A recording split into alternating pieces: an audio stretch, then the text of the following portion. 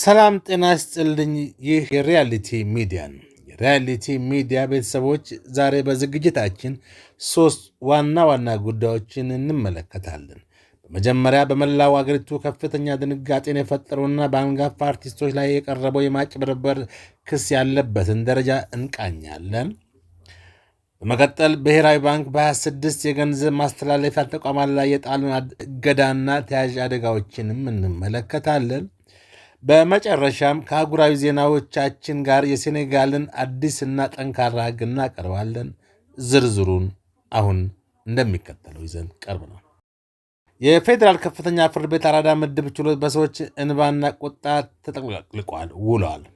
ሰራዊት ፍቅሬ፣ ሰለሞን በጋለ፣ ይገረም ደጀኔ፣ ዳንኤል ተገኝና ሌሎችም አርቲስቶች የቆሙት በካሜራ ፊት ሳይሆን የዕድሜ ልክ ጥሪታቸውን በፊንቴክ ማጭበርበር አጣን በሚሉ ተበዳዮች ፊት ነው።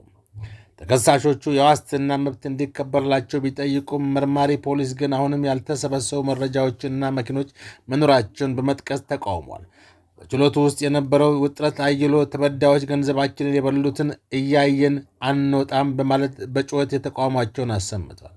ይባስ ብሎም ከችሎቱ ውጭ የነበሩ በመቶዎች የሚቆጠሩ ሰዎች ሌባ ሌባ የሚል መፈክሮችን በአርቲስቶቹና ቤተሰቦቻቸው ላይ ሲያዘንቡ ውለዋል። ይህም በሕዝብና በጥበብ ሰዎች መካከል የነበረው ክብርና እምነት ምን ያህል እንደተሸረሸረ ትልቅ ማሳያ ሆኗል። ፍርድ ቤቱ መጨረሻ ውሳኔ ለመስጠት ለፊታችን ሰኞ መጋቢት 8 ተለዋጭ ቀጠሮ ሰጥቷል። የቀጣዩ ዜና ስናልፍ ብሔራዊ ባንክ በ26 ህገወጥ የገንዘብ ማስተላለፊያ ተቋማት ላይ እገዳ ጣለ።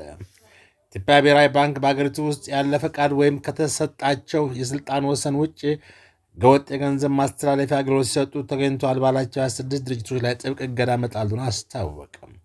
ባንኩ ዛሬ ባወጣው ይፋዊ መግለጫ እንደ አዶሊስ መኒ ትራንስፈር፣ አማል ኤክስፕሬስ፣ ጁባ ኤክስፕሬስ እና ዋይዝ ትሬዲንግ ያሉ ተቋማትን ጨምሮ በጠቃላይ 6 ወኪሎች ኤምቲኤስ ላይ ክትትልና ግምገማ በማድረግ በዝርዝር ለይቷቸዋል። ይህን ተከትሎ ህዝቡ ከእነዚህ ተቋማት ጋር ምንም አይነት የገንዘብ ዝውውር ግንኙነት እንዳያደርግ ብሔራዊ ባንኩ ጥብቅ ማስጠንቀቂያ ሰጥቷል።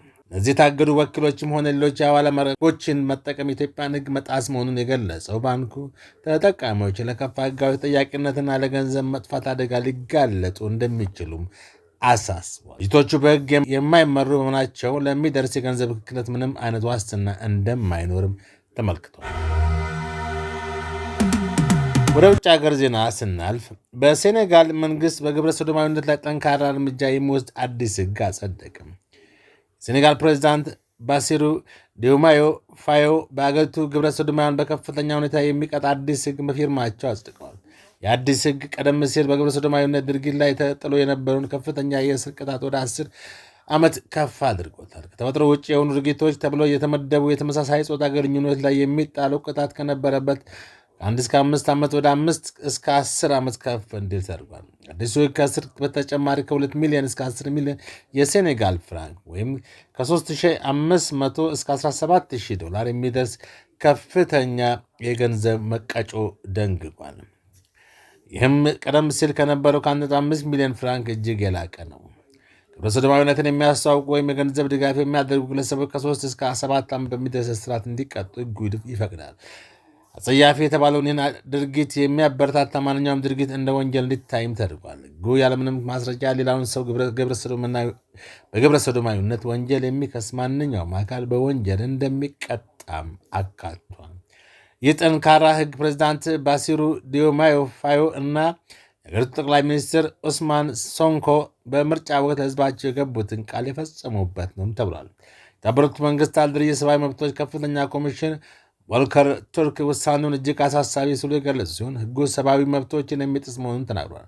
በተቃራኒው በሴኔጋል የሚገኙ የሃይማኖት ተቋማትና ማህበራት ግብረ ሰዶማዊነት ምዕራባውያን ባህል መቀጫ መጫኛ መሳሪያ ነው በሚል ጠንካራ ቅጣት እንዲጣል ሲወተውቱ ቆይተዋል ተብሏል።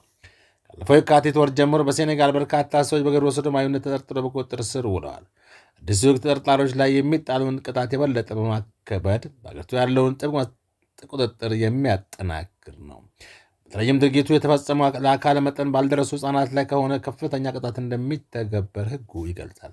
የዛሬ ልዩ ዘገባችን ይህንን ይመስል ነበር። ቪዲዮን ከወደዳችሁት እንግዲህ ላይክ እና ሼር አድርጉት። ሰብስክራይብን በማድረግ ከኛ ጋር ይሁኑ። ለዛሬው አበቃን። ሰላም።